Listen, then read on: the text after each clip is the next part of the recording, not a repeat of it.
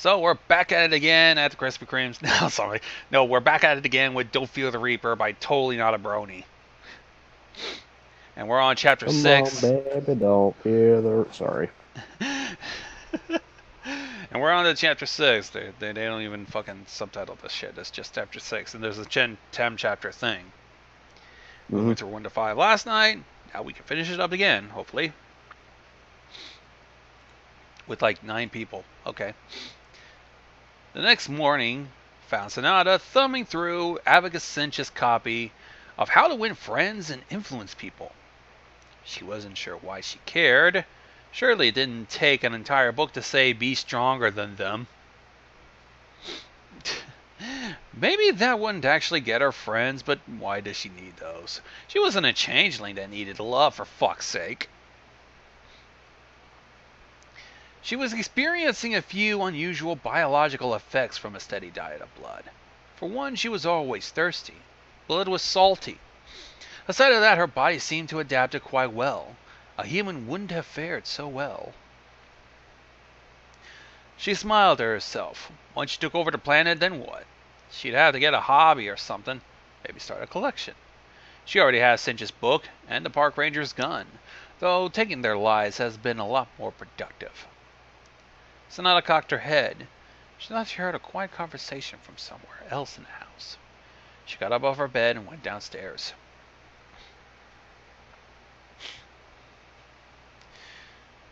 Adagio and Aria were sitting at the kitchen table. Aria's hand shook as she smoked. Sonata was pleased to see that Adagio's face took on a wary expression when she entered her room. "So, how does it feel to be back at the top of the food chain?" Sonata asked. She couldn't help adding, "Well, almost at my level." "We can't do something like that again," says Adagio. "Did you wake up on the moron side of the bed? Don't you like this?" "Murdering people and drinking their blood," said Aria. "Yes?" Adagio glanced at Aria before turning back to Sonata. She looked like she was going to say something that Sonata would make her regret, but softened the tone to Sonata's disappointment. "We've never done anything like this before. It wouldn't be a good idea to just rush it, like last night. Somebody's going to notice that guy's car when he left. Maybe they'll even remember that he left with us. Being careful never hurt anyone." "With this much power, why does it matter?" Adagio said, "What part of 7 billion of them and 3 of us don't you understand?" Seeing a flash of fire in Sonata's eye, she quickly backpedaled. "I'm just saying, we've been waiting for so many years. It won't hurt to take a little while to make sure we do this right.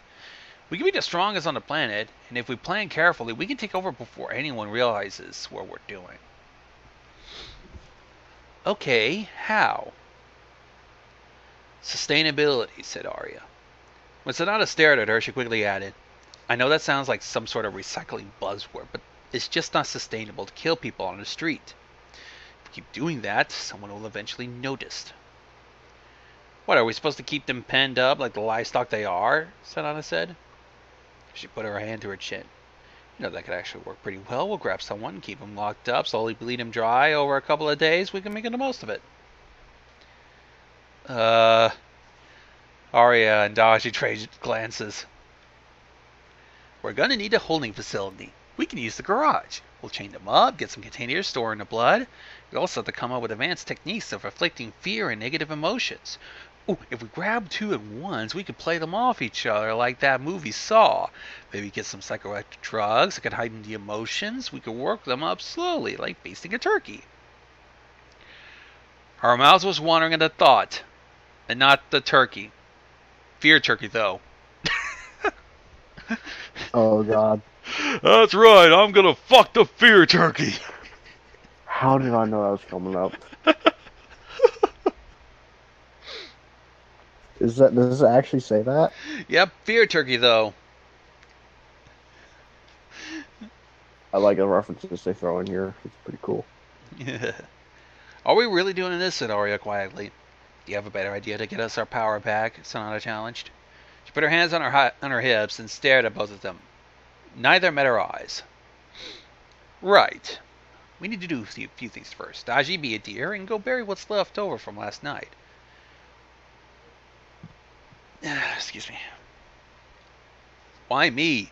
Because Ari, so not swung her gaze to Arya, is going to help me plan a sustainable harvesting operation. Harvesting operation? I call it murder and is... Oh shit, this is a hard word for me. I only got a high school What is it? education. It's sanguination, I think. Insanguination. There we go. If you want. Adagio abruptly got up and left the room. Sonata heard her pause for breath in the garage before heading out of the house. They didn't own a shovel, and Sonata smirked at the thought of Adagio on her knees, burying the scraps of a human being with her hands. Damn, Sonata, you was scary. She then turned to Arya, looking at the table. So, who is our next target? Arya swallowed. Well, we have to be careful. We can't just take anyone out of the crowd. No shit. But maybe we could use that to our advantage. Arya flinched. There are lots of people at, say, the mall, but there are also a lot of places behind the scenes we can use.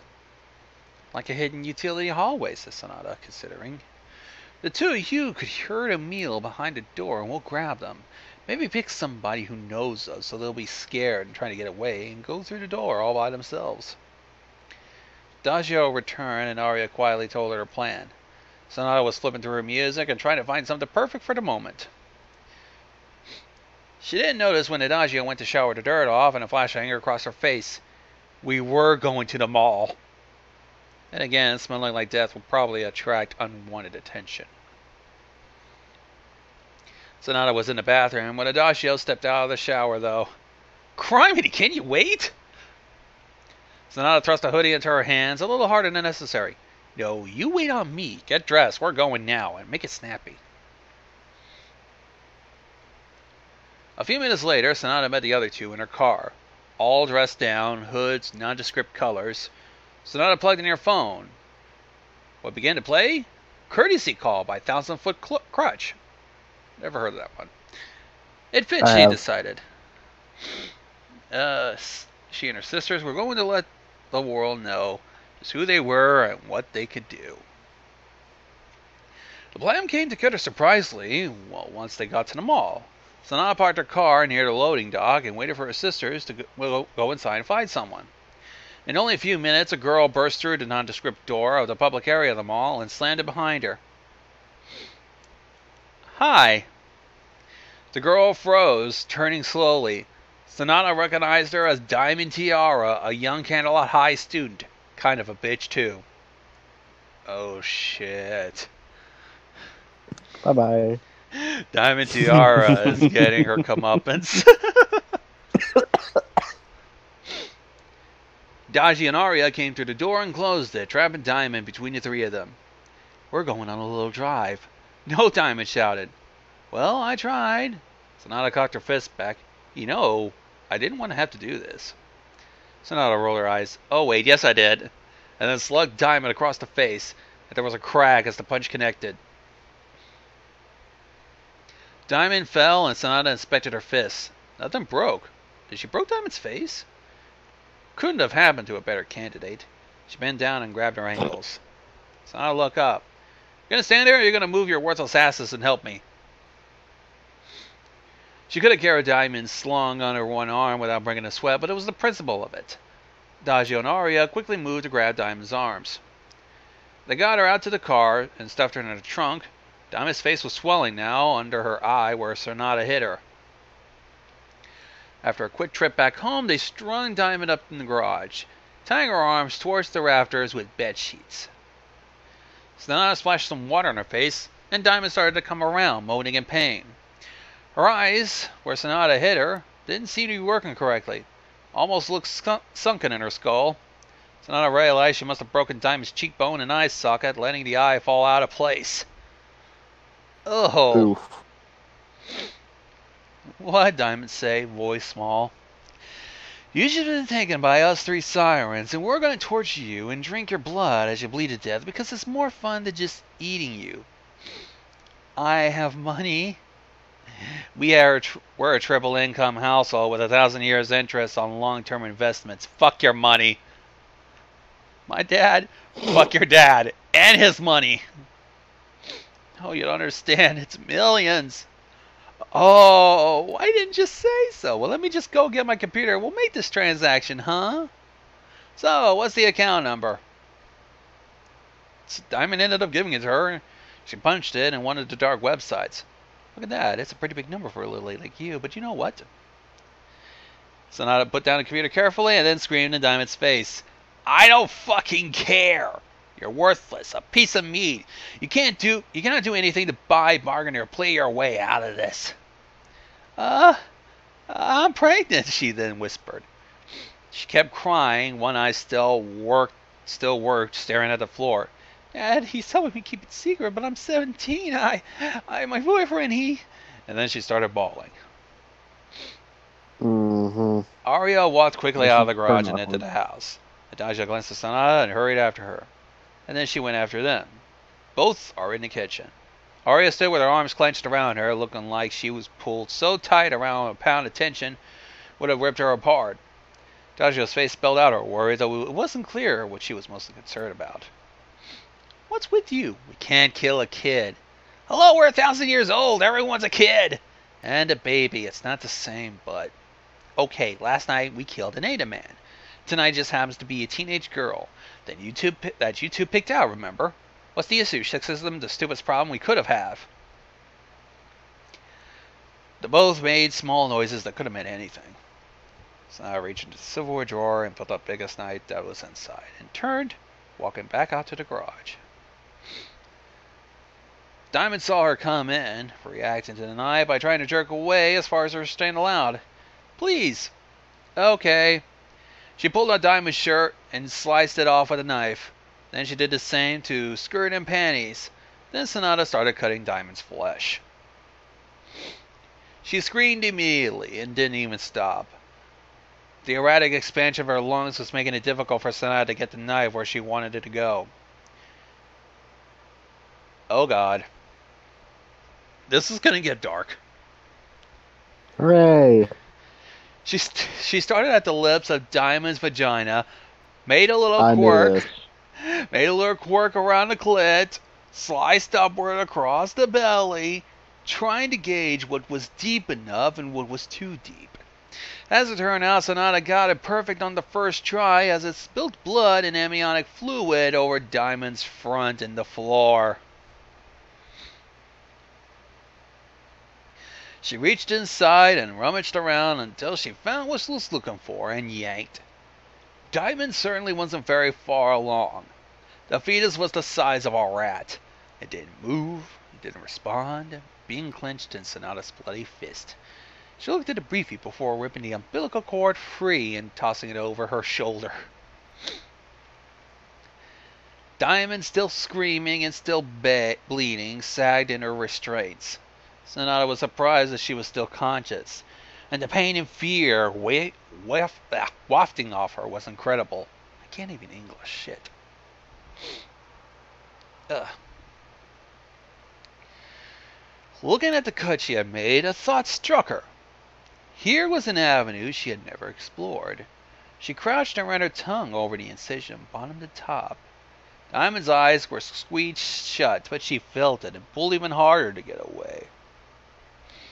She kept pressing deeper and deeper. She reached forward, parted the skin with her fingers, probing inside Diamond's torn uterus. She had her head inside before realizing it. She mentally shrugged and started chewing. Delicious.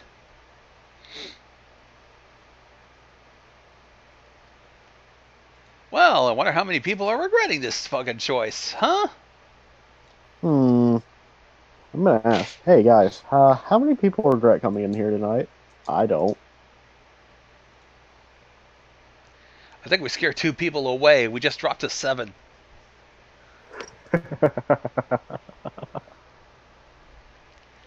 So, how about chapter 7? Okay. The sun was shining It only bright. goes straight down from here. Yes. No brakes on this train, goes straight down. The hell, you know. The sun. Let's go ahead. Yeah. Hang on. Ugh. Okay. The sun was shining bright and the birds were singing as the girls met for the afternoon, going into Sugar Cube Corner. Oh, looks like we're dealing with the Humane 6. Or 7. Fuck it. Pinkie Pie came out of the back, taking off her apron, dropping a quarter in a jukebox, and an old Gloria Gaynor song began to play. Probably I Will Survive. Probably not. Piggy was sitting down with Sunset, Rainbow, Rarity, Applejack, and Fluttershy. She assured them the goodies should be ready soon. Sunset smiled briefly. Thanks. Think we all might need a pick-me-up. So horrible, whispered Fluttershy. 2 disappearances in a week. 3, technically. The park ranger vanished the same night as Microchip. The 2 murders over in Crystal City, Rarity pointed out. Even for Crystal City, that's a bit much for 1 week. I'm not saying they're connected to the disappearing of students from Canterlot High, but it seems certainly suspicious. Something's up, Rainbow agreed.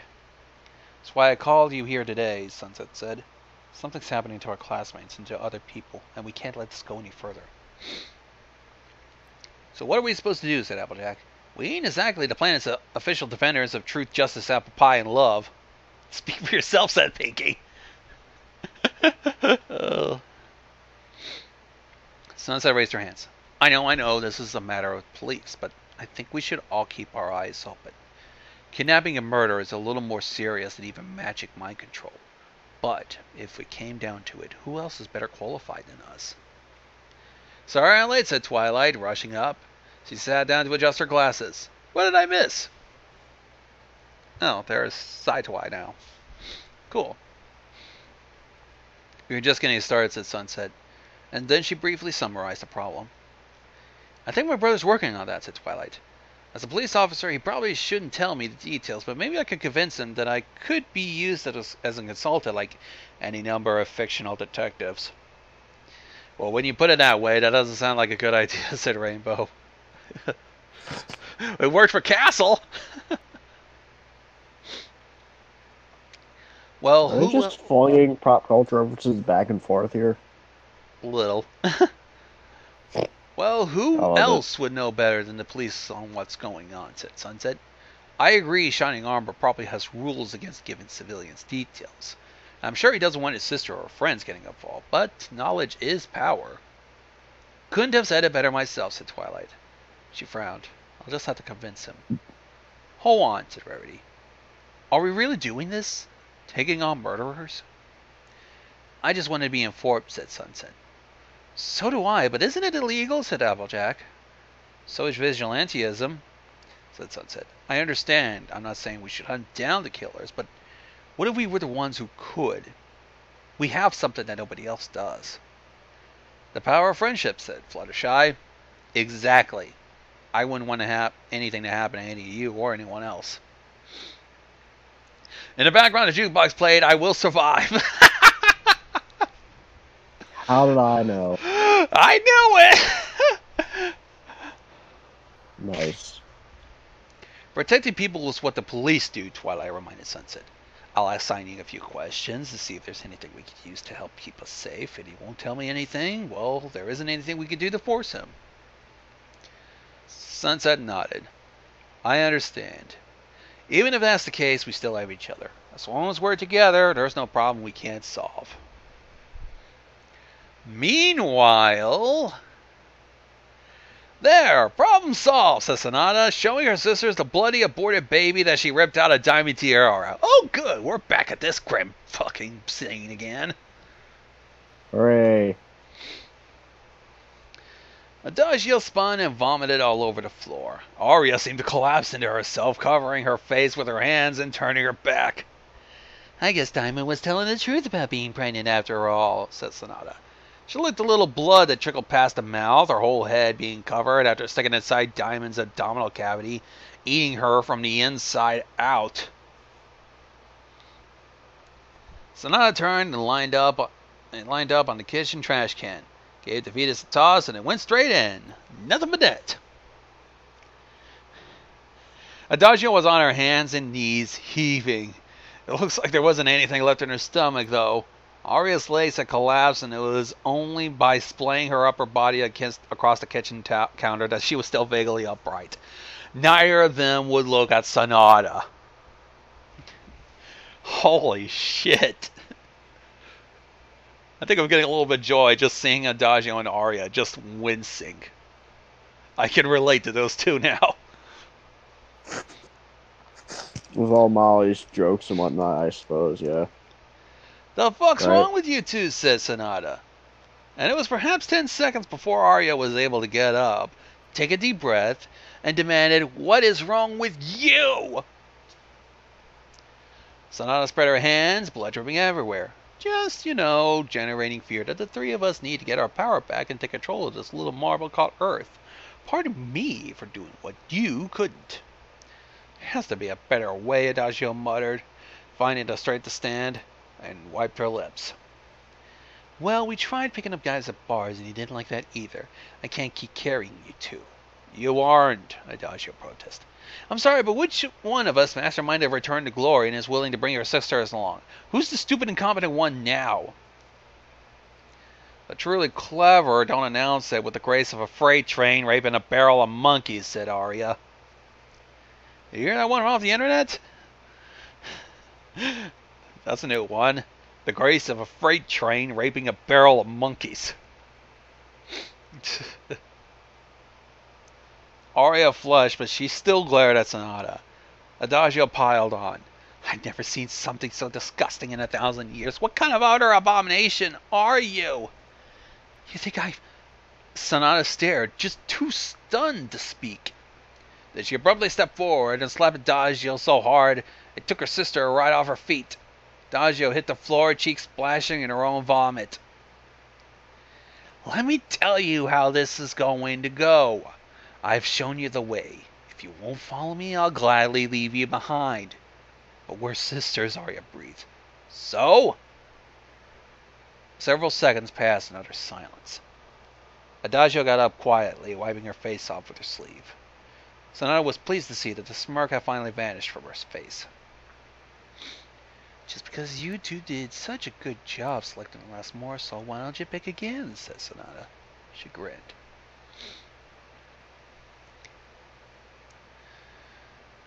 Adagio and Arya traded a look.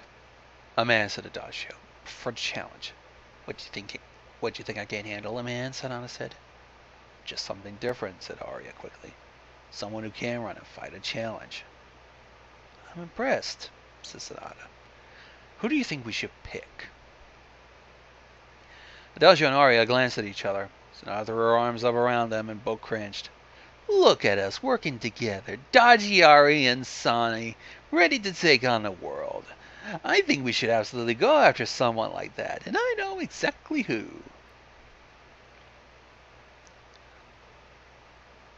Authors know that 10% don't allow their cleverness with the grace of a freight train raping a barrel of monkeys. Quoted by Majin Sequel, who did the previous fucking story.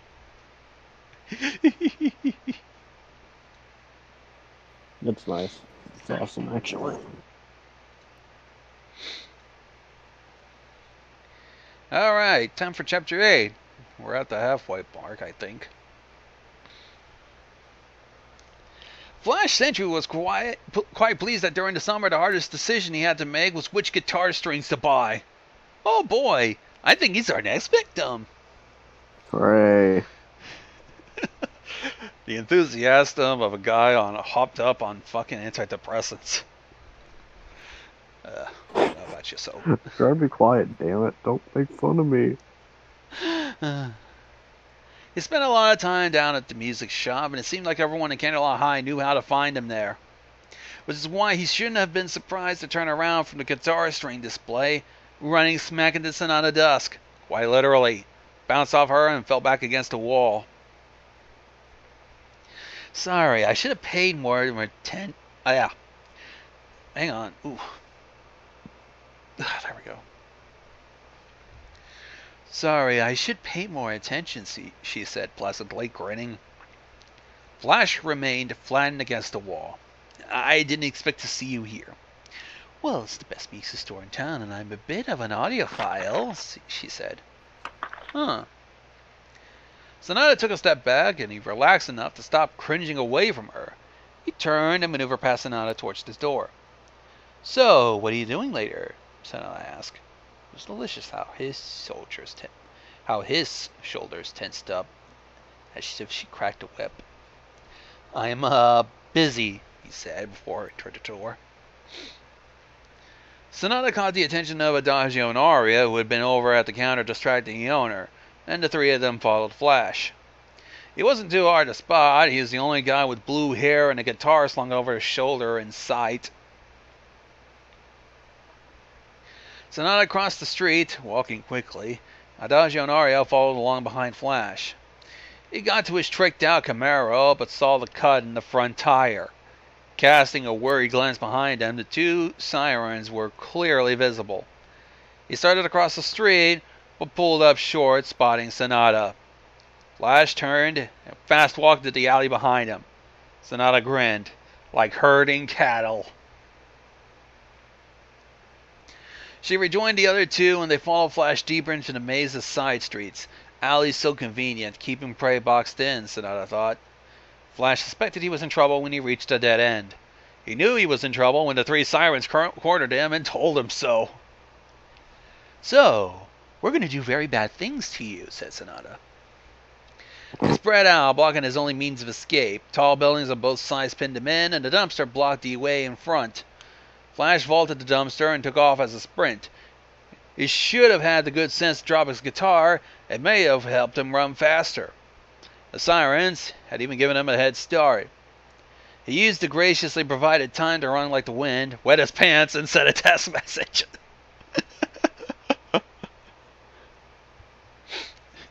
He hadn't made it 2 blocks when the sirens caught up.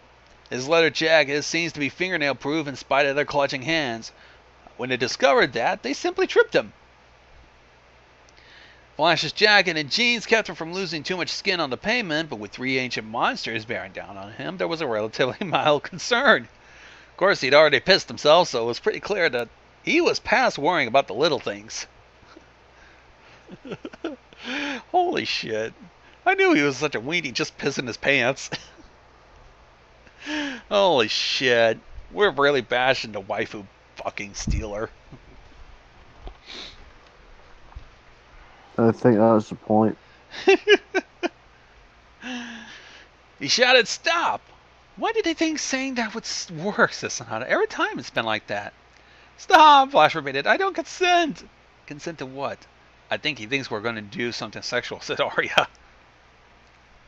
I'm sorry, I think the author kills characters they do not like. Says one of the guys in the chat. I actually think that's true. Sonata bursted out laughing. "Oh, fucking shit, that's the funniest thing I've heard in years. You thought we were going to rape you?"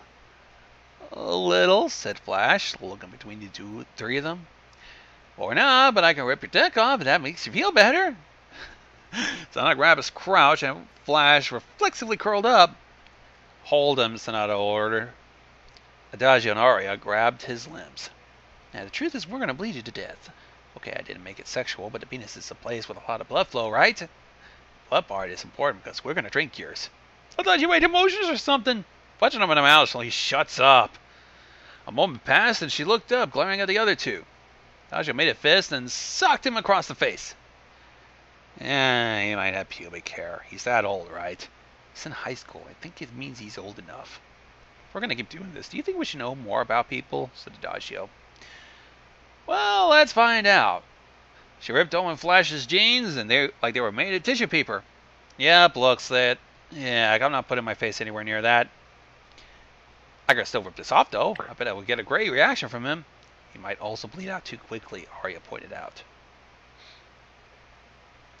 Sonata weighed her options, stretching Flash's organ as far as it would go. His eyes were wide and his back arched up, trying desperately to relieve the pain.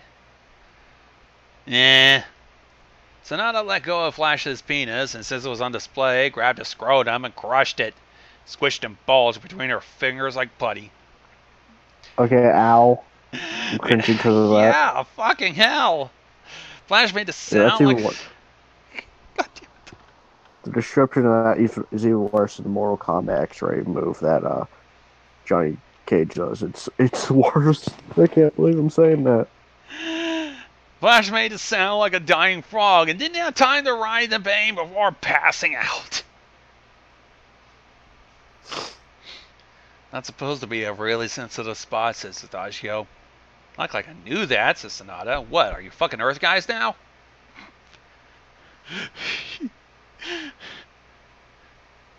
I think any world you go to, testicles are pretty sensitive. Do you not know that? Why would I need to? Aria lightly slapped Flash's face. He started to wake up, tears running down his cheek before his eyes even opened. The little noises now are a lot higher pitched. Okay, that was round one. What should we do next? Said Sonata.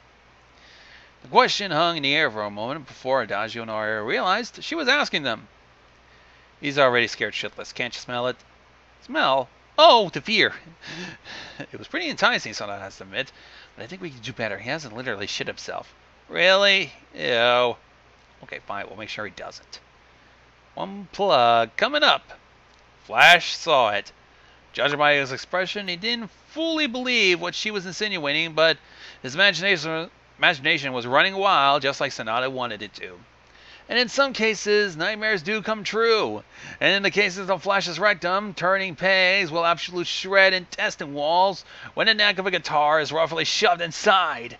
Everything else the sirens did to him was worse than that.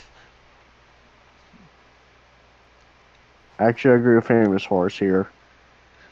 Well, it's just a constant gentle voice. Oh my god. Sunset Shimmer glanced down at her phone. Meanwhile, she already knew from the ringtone of You Give Love a Bad Name by Bon Jovi. It literally has the lyrics to fucking that. That it was from Flash Century. She signed and looked at the text he had sent her. Her brow furrowed. One word. Sirens. What do you mean? She texted back. Minutes passed and Flash didn't reply. Growing concerned, Sunset sent a text to Brawley Beats, Flash's drummer. He responded shortly saying Flash had gone to the music store. Sunset got on her motorcycle and rode down there. A quick conversation with the store clerk revealed exactly what Sunset had feared. Adagio, Aria, and Sonata followed Flash out of the store. Flash was her ex, but nobody deserved to be cornered by monsters. Didn't fit the pattern to go after just one person, though. What were they doing anyway? The neck gems have been shattered, their powers are stripped. Sunset got back on her motorcycle, seeing Flash's car parked just down the street, and upon approaching it, noticed a flat tire. She stopped the bike and checked her phone, and no reply still. If the sirens actually taken him, where were they gone? Sunset eyed the alley next to Flash's car and turned her bike down it. Not 2 minutes later, something lumpy on the ground came to view. It took Sunset a moment to process what she was seeing. To her horror, she realized it was a body, and the red splotches everywhere were spilled blood. She jumped off the motorcycle, not bothering to set the kickstand. Pulled out her phone to call emergency services. Hurrying over, she saw to her ever-increasing horror that it was Flash, and he had been... And that sentence trails off. Before saying, Sunset's hands went to her face and her knees hit the ground. And she sneezed as well. No, that was me. I know, I was kidding. That was bad, I'm sorry. Oh well. Now on to Chapter 9. To put it bluntly, Flash Century had died a horrific death. Sunset could see that easily enough, though she'd taken one glance and threw up across the alley. Sunset hadn't wanted to stay at the scene with the police, but she felt like she should. If there was anything she could do to help catch whoever done this, she was going to do it. If there was much physical evidence, it was probably on Flash's body or spread in the pool of blood around it. She didn't want to look. The police and medical examiners probably wouldn't let her anyway. She just squeezed her eyes shut, heart palpitating in terror. Why was she so scared? It was such a horrific act, but now Sunset was surrounded by police. She should be horrified, revolted, sickened and hopeless, but the current danger was past. Sunset realized that it wasn't her fear. She concentrated harder. It was in the air, still hanging around after Flash had been killed. The whole magical girl thing came with many unexpected facets. But Sunset didn't think she could detect post-mortem emotions unless there was some powerful force behind them. She pictured what was left of Flash again and immediately regretted it. What kind of person could have perpetrated such a brutal attack? Who could be strong enough to hold down an athletic high schooler and utterly destroy him? Sunset swallowed hard. Who or what? She thought about the last text that she had. Sirens. Once the police had taken her statement, she walked numbly back to the busy street. A crowd of people, photographers, reporters, onlookers, had gathered at the police tape. A couple of them tried to talk to her, but she ignored them. She got back on her motorcycle and rode to Sugar Cube Corner. She nearly got in an accident on the way, but couldn't even spare the emotion to feel bad about it. Her thoughts were elsewhere. Pinky was at the counter when Sunset came in and saw the look on Sunset's face. Had something happened? Sunset fell into a booth and put her hand in her head. Pinky came over. Sure looked like you was cheering up. Hey, did you hear the one about the mermaid band? She raised her head. Pinky grinned.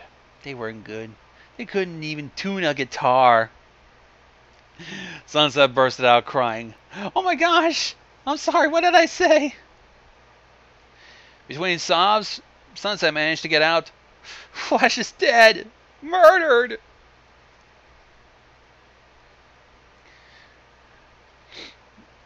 Pinky grabbed her phone and called the others, and they were there in minutes. By the time they arrived, Sunset had managed to stop her tears, but if anything, she looked worse. Fortunately, she didn't have to explain. The news have already hit the internet, and they're all quietly reading the report on the phones. I think the sirens did this, said Sunset, finally. If so, then there is much different pattern for them, said Twilight. I can't imagine how something this terrible could have happened. Can't let them do this again, she said. What if they were also behind the other dozen disappearances? A few seconds passed as that sank into the other girls' minds. What about the police, said Fluttershy. I told them what I knew, said Sunset. Even if they'd believe me, I don't think about what might happen in a confrontation. The sirens have powers. More people could die. Wait, didn't we take their magic away at the Battle of the Bands? Sunset shuddered. I don't know what's happening, but they're a lot stronger than humans. I don't know what we're dealing with. The police even have police have even less ideas. What can we do? I think it would be wise to never go any place alone, said Twilight. I'd start working on something that might help. If they have any residual magic, maybe we can detect it. Emotion, said Sunset. That's what I noticed at the scene.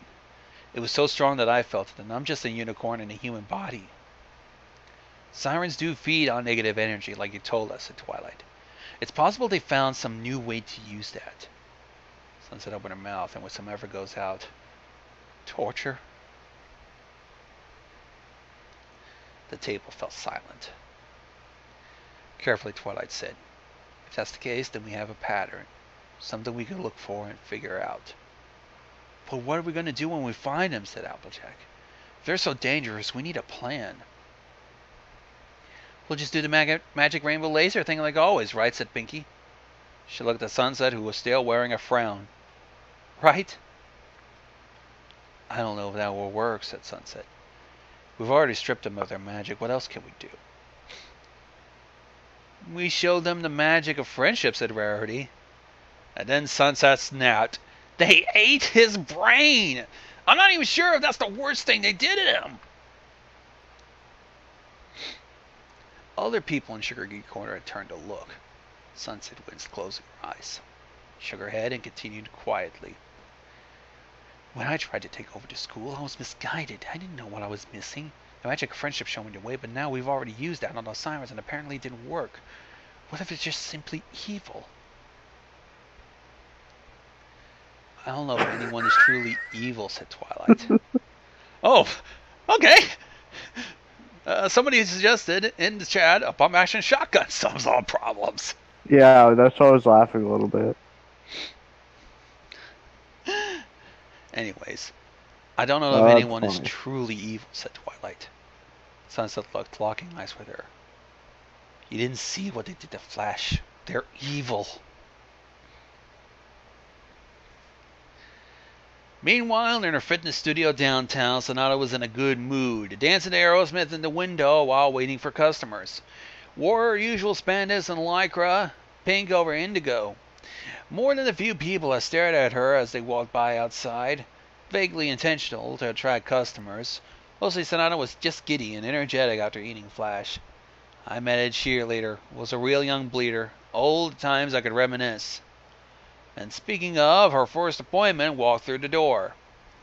Lemon Zest was a student at Crystal Prep. Oh, fuck.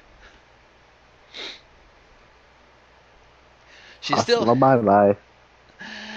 had that high school listlessness when under Sonata's tutelage was getting toned and maturing. She was driven and had made more progress than just about any other client. She also wore headphones most of the time and so missed most of the backhanded things Sonata said. Sonata smiled while Lemon turned away to put her on her bag and take off her sweats. What fun it would be to pull her out of her own little world and show her how things really work, to see her reaction when she learned that the top of the food chain is shifted. And then Tire Tracks walked in, breathing already hard. Sonata glanced at him in annoyance, only partially feigned. The fat man had an appointment, and then interrupted what Sonata had in mind. She could kill them both.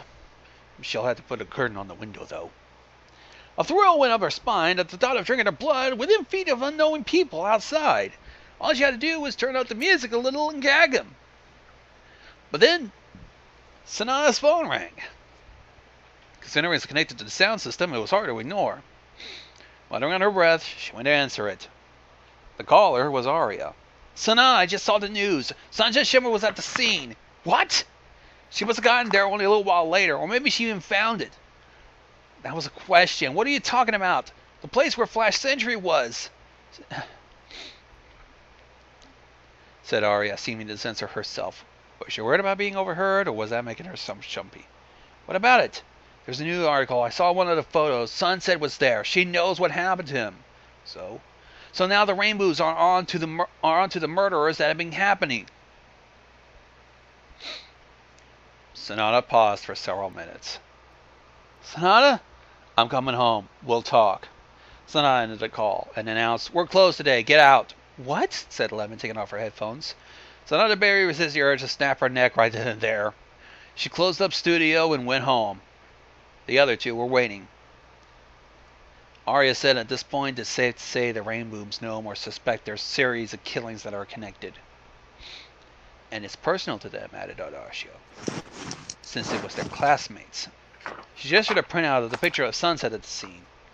She went off to the side, on the inside of the police tape. Look at her face, she's emotionally connected. So the Rainbooms are going to get involved. That doesn't mean they know it was us. Arya showed her phone. This was Flash's. The last text he sent was to Sunset. She showed Sonata the phone. Flash managed to get his message out. Well, still, what are they going to do? Or know what they're capable of. It's not going to hurt us. Plus, they have to find us. If anything, this gives us the advantage because we can now pick our moment to strike. And we can even set a trap for them and lure them. They aren't stupid. Even if they aren't, they're still mortal. If we take out even one of them, the rest aren't going to be nearly as effective. Sonata grinned with teeth on full display. And can you imagine how revenge will taste?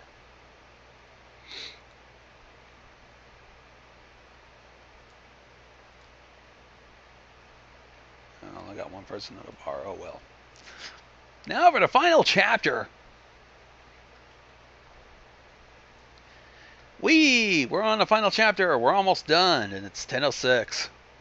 At least when yeah, you definitely are lucky to come. Hey, why don't we give a little recap for the people living? Sonata's a murderer and drinks blood.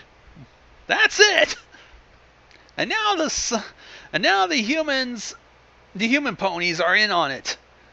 They know what's going on, really. They know the sirens are up to this. They're probably going to try to do something.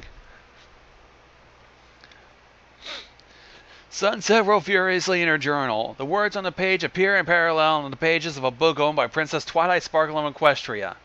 Twilight's replies showed up in Sunset's book. I can't bring in a whole contingent of the elements of harmony, magical scholars, and royal guards. Oh yeah, not even just the 6 of us girls could come up with through the emergency portal spell we developed. We need to do something. Friendship didn't work here. I thought it stopped the sirens from spreading negative emotion, but now they're literally murdering people.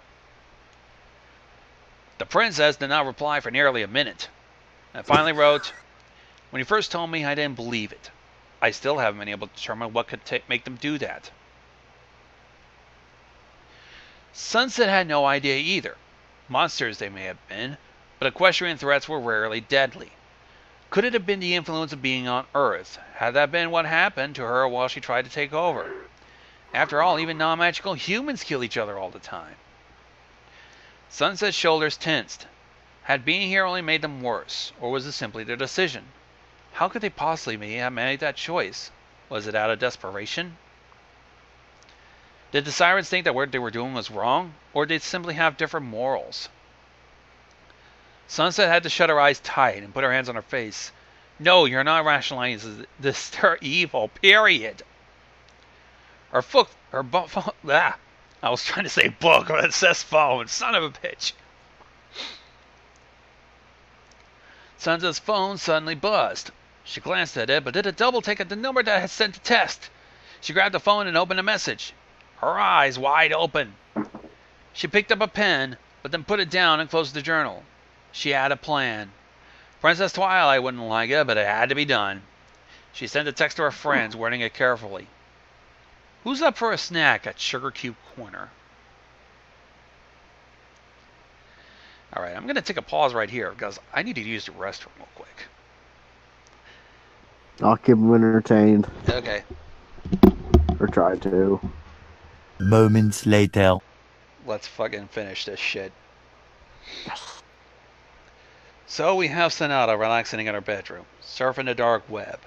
After getting Sunset Shimmer's phone number from Flash's phone, she found a way to break in and read text messages. Granted, there was only something to see when Sunset sent a text or something, but it still gave her an edge.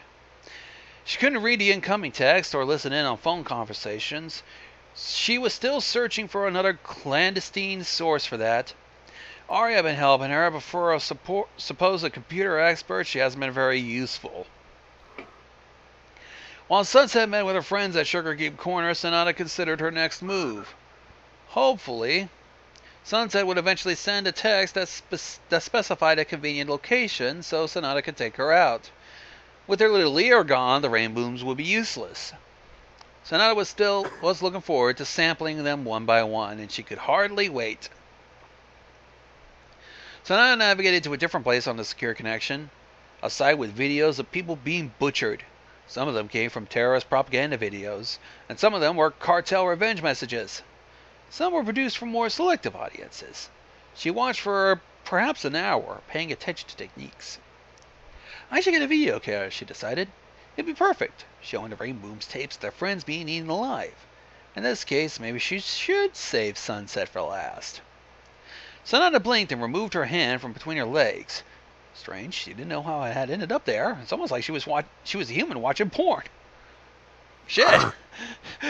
She was nearly fapping! Shit! What if she was actually getting turned on by this? Sonata had never thought of sex before.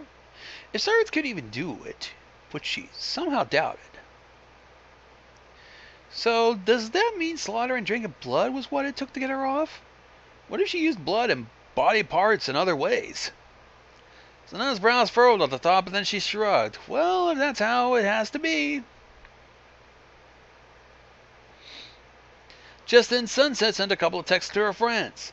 After what we talked about earlier, we have to have one last sleepover and one last camp out before school starts. What if we combined them? I know none of us have time to go out to the woods, so what if we found a camping spot in town? There's a construction site near the school where they're building a new parking garage. A big concrete building will keep us out of the weather and be a safe place to stay. Let's meet up at 10 p.m. All 6 of them outdoors overnight. This was almost too good to be true. Dagiaria, Sonata called. Get ready! What do you want? Replied Adagio from downstairs. Sonata grinned and got up from her bed, going to meet them. They will want to hear this directly from her, so they'll know exactly who's in charge and who had just set them up for their revenge. Adagio and Aria listened quietly as Sonata laid out what they're going to be doing this evening. We know where they're going to be. There'll be no one else around. We'll sneak in and capture them in their sleep. Exactly how are you planning to do that? Said Adagio. We're outnumbered and they have magic. Well, we may have to bust a few chuckle fucks, said Sonata. She made a mental note to find time to think of better swears. I really want them all to watch us bleed out their friends slowly, but even half of them will still get plenty of tasty teenager to work with. No, said Adagio. Sonata glanced between the two of them and put her hands on her hips. What's going on? What are you talking about? You already got the plan to surprise them. What do you want us to say? Maybe they finally bowed to her strength. Sonata smiled. After they pulled us off and eliminated our strongest enemies, then there will be nothing to stop the 3 of them from taking over. The city, the country, the whole world. Pfft, fuck that. And she would be the most powerful of them all. Like hell you are going to deal with the whole world. Right, said Sonata, let's go. Just a minute, said Adagio. She pulled knives out of the kitchen drawers, handing one to Aria. Strong as she was, Sonata also recognized how threatening a blade could be. She took one for herself. There was no good way to carry it, but Sonata wasn't worried she would accidentally cut herself. It wasn't like she was a klutz. She wasn't even worried about the park ranger's gun that she tucked into her jeans just before leaving the room. They drove to the construction site, arriving a few minutes early. Aria opened up the trunk and pulled out a coil of rope. Sonata gave her a look. We're going to need to tie them up, Aria pointed out. We couldn't have gotten here a little later, said Sonata, so we could sneak up on them while they're sleeping.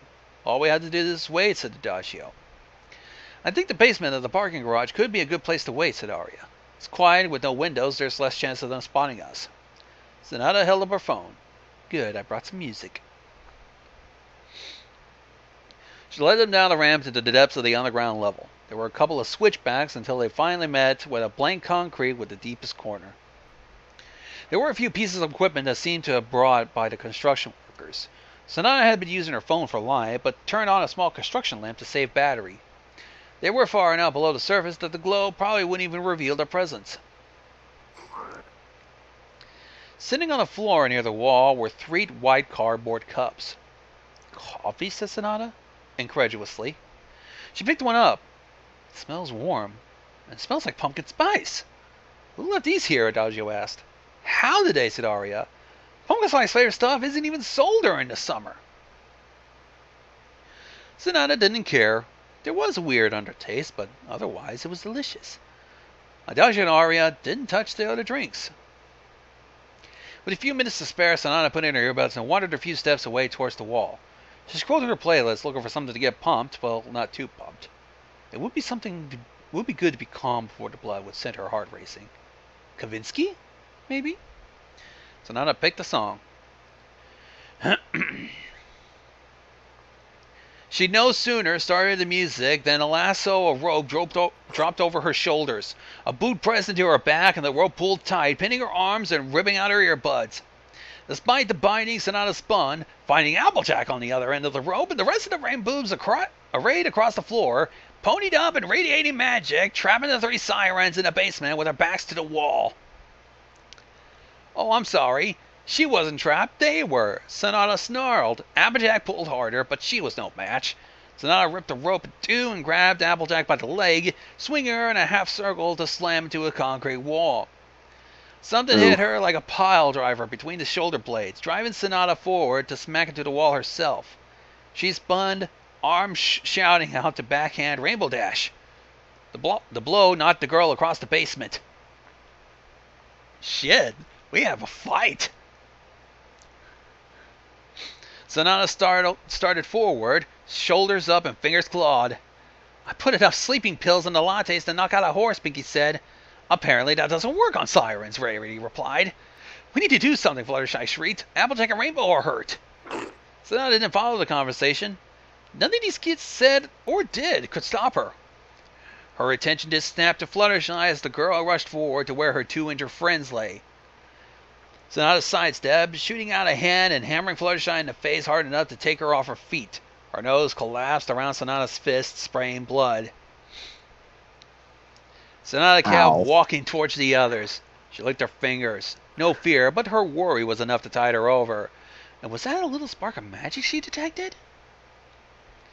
Stop, Sunset shouted, shielding some girl who looked a lot like Princess Twilight Sparkle. Why do they always say that, said Sonata, glancing to either side of Adagio and Aria. Both of them had their knives out, but they had done absolutely nothing with them. Well, come on! Do something!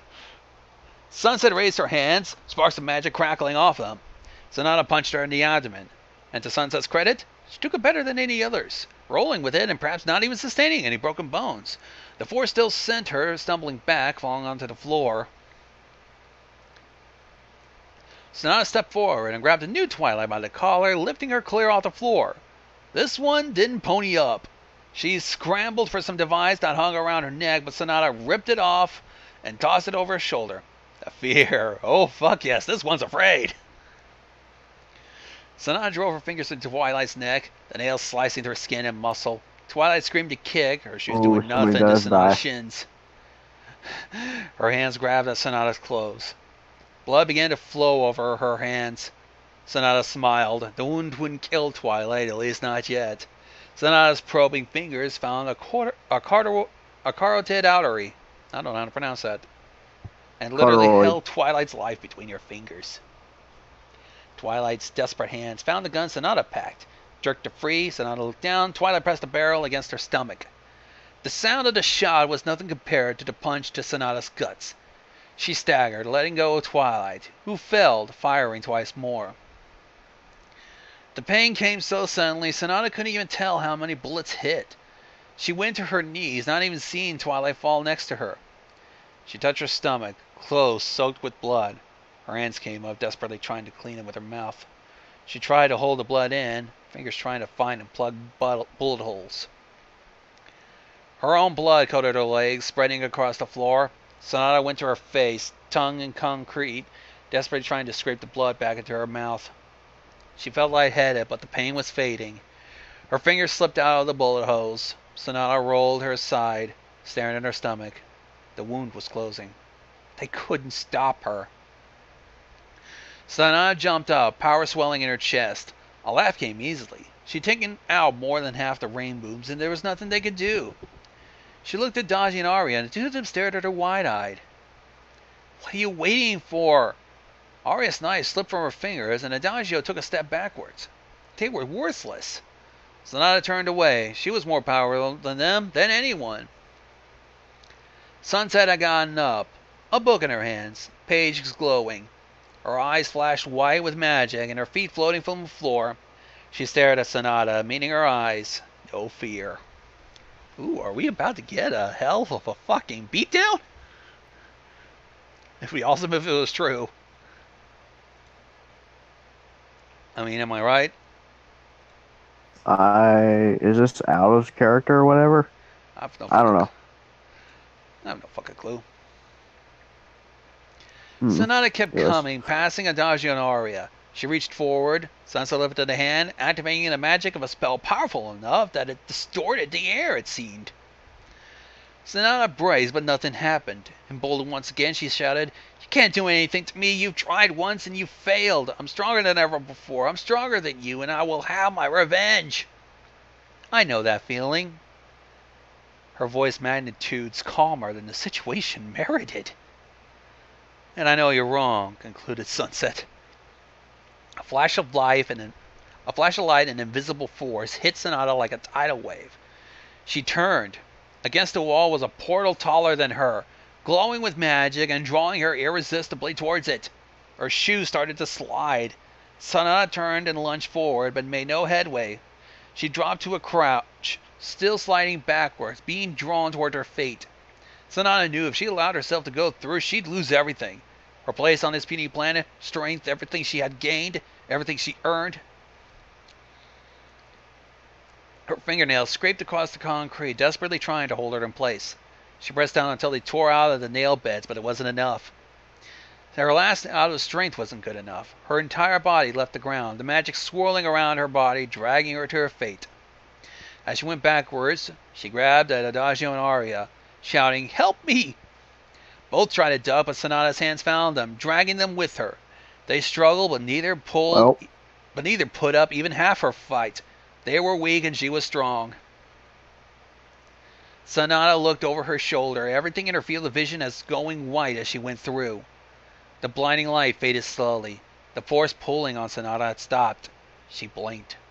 There was blue sky above, turning golden in the late afternoon. Her phone was somewhere in one of her pockets. The music had stopped working and the song played dawn. She sat up, ill-fitting clothing binding her body. Shoes came off, completely unsalted from hooves. Dash and Ario were nearby, similarly transformed into earth ponies. Sanada stared at them. "Why did you bring us to Adagio?" She blinked hard and screamed. "What did you do?" "You deserve it as much as me," Sanada shouted. "You were there. You drank blood too." "It was your idea," Aria pointed out. "You forced us. The portal didn't even affect Adagio and I, not until you grabbed us." "Oh, you're innocent?" said Sanada. "None of this would have happened if you two had helped me. I even knocked Sunset Shimmer down for you. A single stab would have won. There would have been nothing stopping us from taking over the rest of the world." Adagio got up. "None of this would have happened to start if it weren't for you." Sanada met her nose to nose, but Adagio wasn't backing down. "Look at us," Adagio snarled, gesturing to the open, featureless metal in which they now appeared. "We have nothing. We're broke, magicless, and mortal. All your fault, Sanada. We tried to stop you, but you dragged the two of us down with you, you foolish, self-serving monster!" Adagio turned and stormed away. Aria didn't even spare Sanada a glance before following her. The wind picked up, blowing the metal grass around. Sanada looked down. Looked like any grass, no way to tell where she was located. She looked up at the sky. Endless nothing. Just like her bank account, her house, her stuff, her sisters, her power, her whole life. Gone. With the sun settling around, it would be dark soon. The wind rose again, stronger this time. The faint music still coming from the phone's tiny speakers sounded hollow and feeble. Sanada was alone. She put a hoof to her chest. The feeling inside her. And that's where it ended.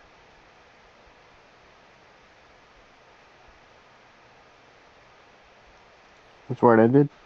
It's where it ends. Okay, that last thing about the winds. Do me a favor. Look up the lyrics for Don't Fear the Reaper. Actually, I'll do it. I'll look it up. I'm already on it.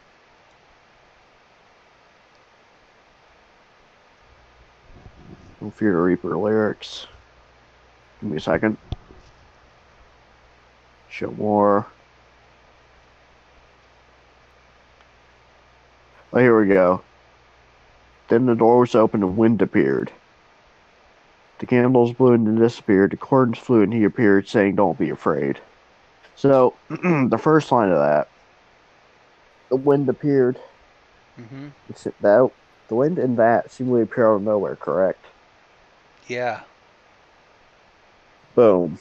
That's the reference. So, Sanada is pretty much stripped of all this shit. And now death is She's been taken by the Reaper, if you ask me.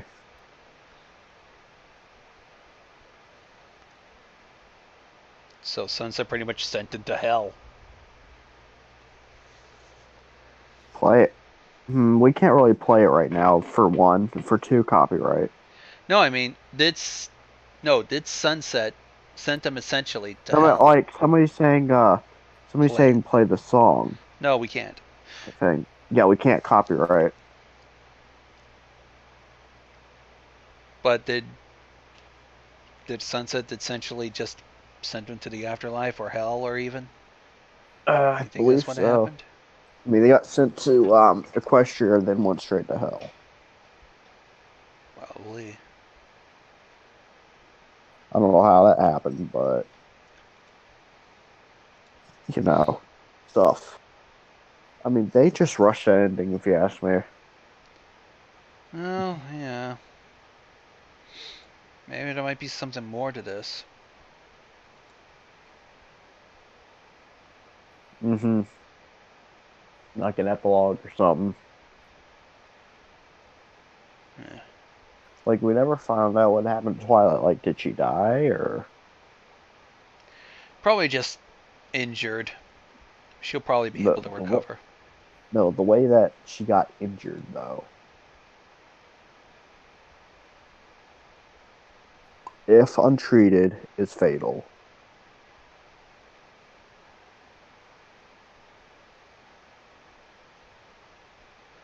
I believe. I'm not sure. Yes, it's Oh, famous. It was too abrupt. and very vague. Maybe Yep. somebody has an idea.